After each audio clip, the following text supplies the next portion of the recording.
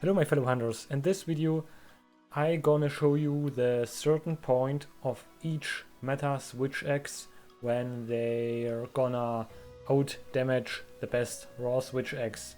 So raw switch X in quotation marks because Monster Hunter Rise they completely removed the raw switch X because they put elemental or status file on every single switch X of the game. So there is not really a raw switch X, but we have KO switch X or poison switch X that you can use as overall switch X. And I am now finally done with my calculations, and I explain you when the thresholds activated. Here's also a matchup guide, and here is a table I talked my last video about. On this table you can see for each monster the average elemental its own. So for example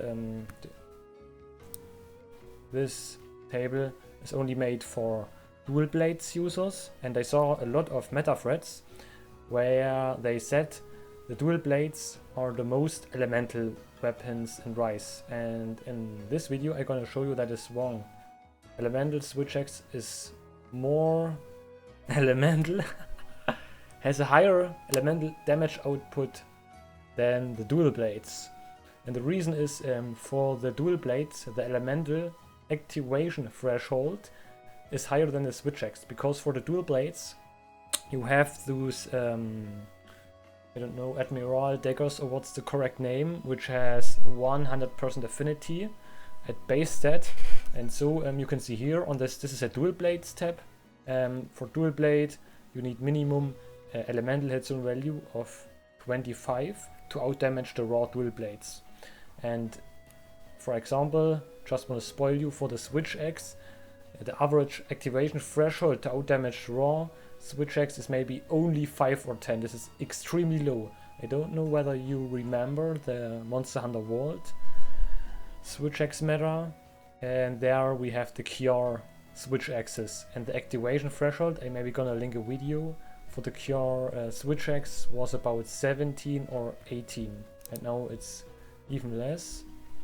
Okay, so in this table you can see all the values, and first of all I thought okay maybe about 15, but in this video I show you that it's even less. So maybe there are some monsters where it's hard to figure out elemental weakness. For example, Besaden only has 15 for the highest weak point, so maybe you're not sure whether to use it. Or for example, Magna Marlow has 14 or 13, which is pretty low. This video I show you that you can still use elemental switch X on these monsters. So I prepared two tables. Ja, alles klar, geht los. For the weapons, I only use the meta 3.80 weapons. So the Wildstruck switch X, 2 times the Narva X for anti-aerial and all-round builds. For aquatic monsters, Sinogra. For ice weak monsters, the Aura Strana. And here you can also see the skills I've used. 2 Bingerang X with Kushalata Aura Blessing. You can also use Kushalata Aura Blessing level 1, it's also okay. Anjanath for fire. And for the raw switch X's, with quotation marks, I used Grand Chaos. Grand Chaos is by far the best raw switch X when don't using the full Wildstruck set, because it's a little bit uncomfortable. And the Knight's Crescent, yes, and I show you in this video why the raw switch X is so weak in comparison to the elemental switch X. There are also some elemental switch X that outdamage the raw switch X, and yes, even if the hit zone value, elemental hit zone value is 0. And so you can see all that stuff. The more green the stuff, the higher the damage output. So very easy to say, but I'm gonna go further and just begin with the spicy stuff. So here is a legend, so you can see which numbers are which weapons. The first table, I'm gonna make it a little bit bigger, is this a damage output table for the Rapid Morph loop combo. so I think you know what a combo is. And yes, here you can see all the damage output. For the raw hit zone values, I've put the average of a 60, 45 and 30 raw hit zone value, so pretty average hit zone values. And here you can see the elemental hit zone value 0, 5, 10, 15, 20, 25, 30. So for the dual blades, they start with about 20 elemental hit zone value, but Switch X is even more, has higher elemental output or amount of elemental output that you can start using Switch X at 5 or even at 10. It depends on the weapon. And that's where I prepared this table for. I'm going to lay it a little bit smaller. Okay, I think that is a correct size. I can't make it bigger because, yes, I think this is the correct size. So you can see here at the bottom the elemental hit zone value begins with 0 and the highest is 30 in the game. Most monsters, like you can see here, has for highest elemental weakness about 21, 21, 21, 21, 21, 21. So most, yes, use 20 average hit zone value. And yes, for the Rabbit Morph Loop combo, you can see here these two baselines. So you can see, depending on the elemental hit zone value, they do always the same damage because they didn't have element exhaust, didn't have element damage.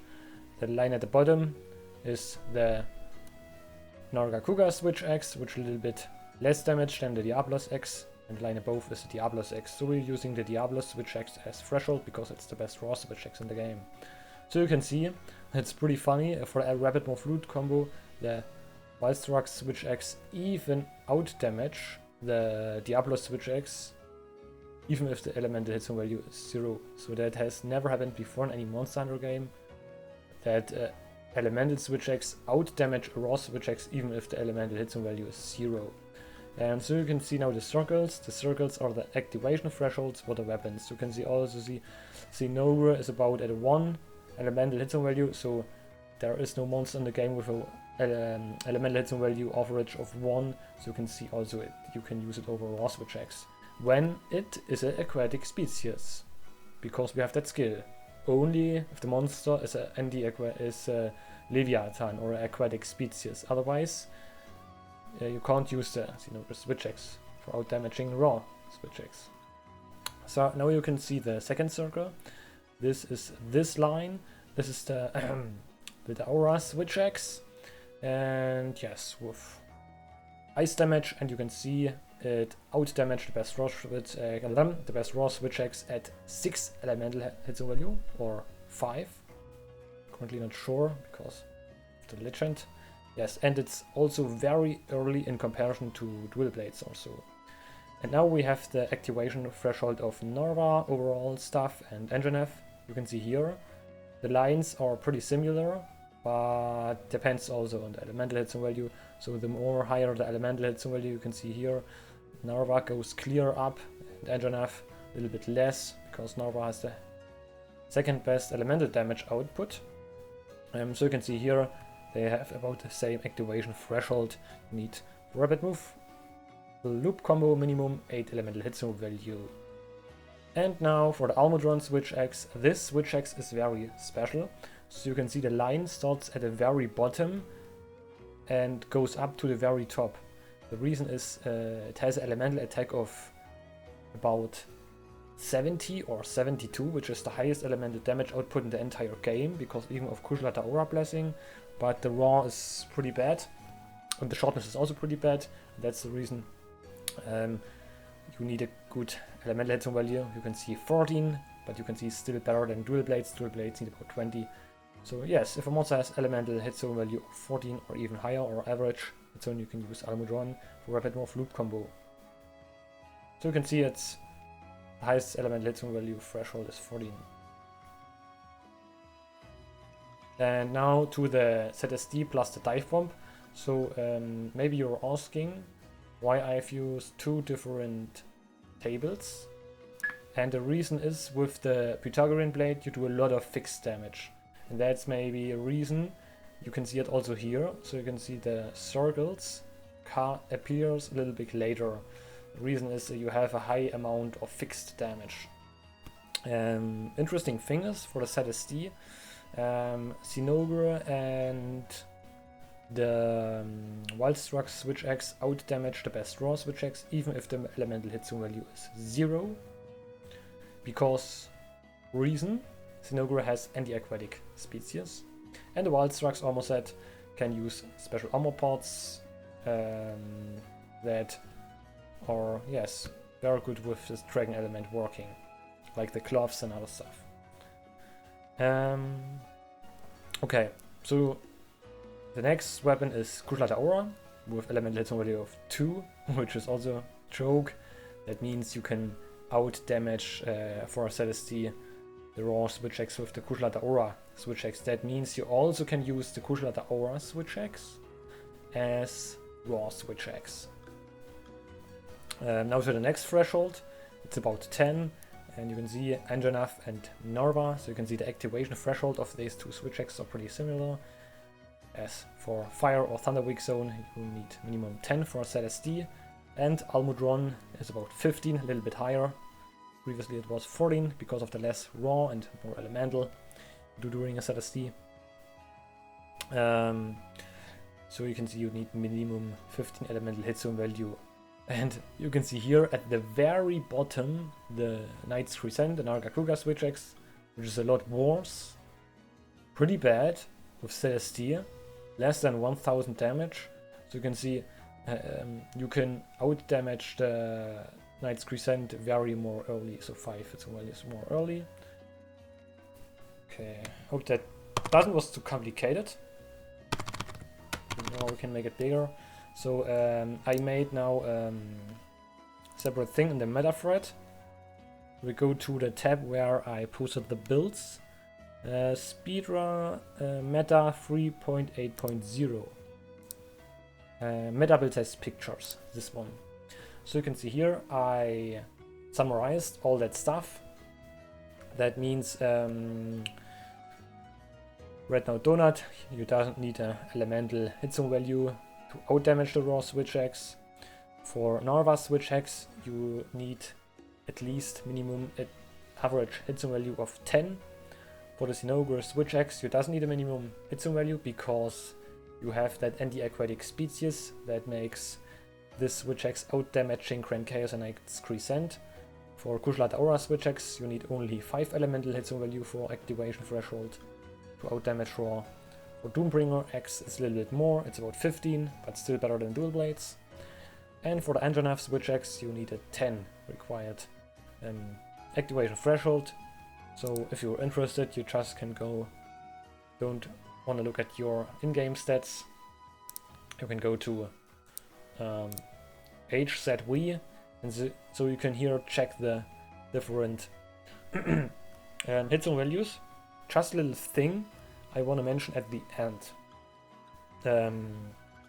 where things gonna be interesting. It's gonna take this one. No, this one. Great Froggy. Yeah, so sorry, give me another one. Give me. Give me this one. So you can see Arzuros, Thunder 18, Ice 18, and Fire 24. So you just remember maybe the activation threshold for Fire is pretty high. Okay? And for Ice and Thunder it's only 18. And you maybe want to know what is the best Switch X to use for Arzuros. It's a Fire Switch X or it's a Thunder, because maybe the elemental hit values are pretty similar. So you